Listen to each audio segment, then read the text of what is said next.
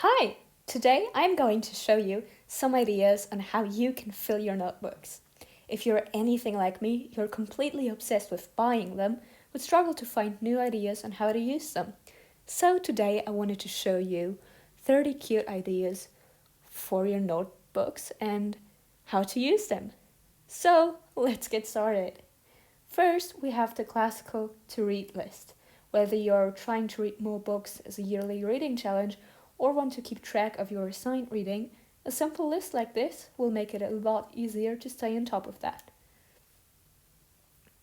As you can see, I've got quite a long way to go until I've read everything on here, but I'm already so excited for a lot of these.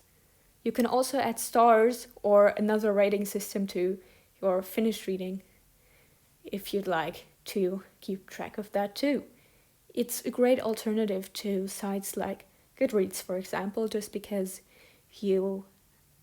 I think having a physical copy of your list kind of makes a difference, at least it does for me, and it makes me way more motivated to actually finish my reading. So let's go to the next one.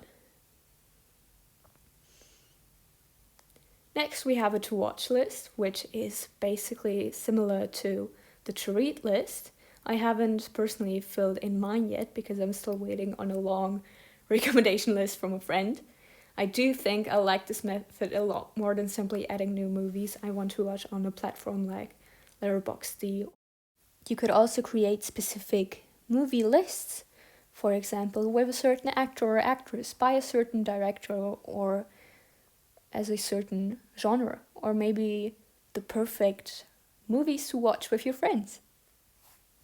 On this side, you can already see my how to make a chai latte recipe, and I think it's quite telling what this is supposed to symbolize. Turn your notebook into a recipe book. And I've personally never been quite big on cooking, but staying in quarantine has made a great difference, and I was really missing my chai latte, so I decided to make one myself. Here you can see how I've written down the servings and portions, the ingredients themselves, and simple step-by-step instructions, and you can do the same. On this side we have my small little washi tape collection. So basically you could turn your notebook into a collection for anything, whether that is washi tapes or stamps or maybe basically anything else. And pressed flowers as well, for example. You can see some of my favorites right here, my Van Gogh washi tapes. I love them so much, and it's so nice to see them lined up nicely. On this side, you can see some postcards from my museum trips around the world, and this shows that a notebook is a great place to keep some memories that otherwise get a bit lost, like tickets, for example, to the cinema, to concerts with friends, or little notes your friends wrote you, or basically anything that you do want to keep, but that is not quite the right thing to fit into a box, for example. So this is the perfect place for them to be in your reach and to always look at them and reminisce in your memories. Oh, I love them so much. Okay, on to the next one.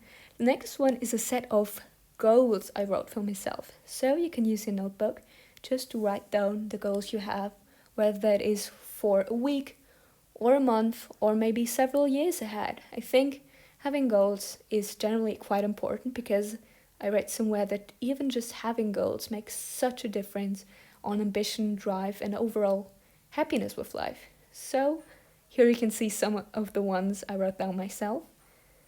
And further down, I have space for a list of where I want my life to head in 10 years from now. And I realized that it could go in so many different directions.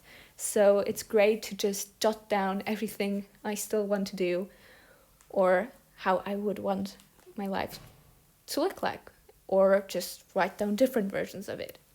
Next, we have some more ideas that I personally haven't tried yet, but that I really wanted to show to you because I think they can be quite fun.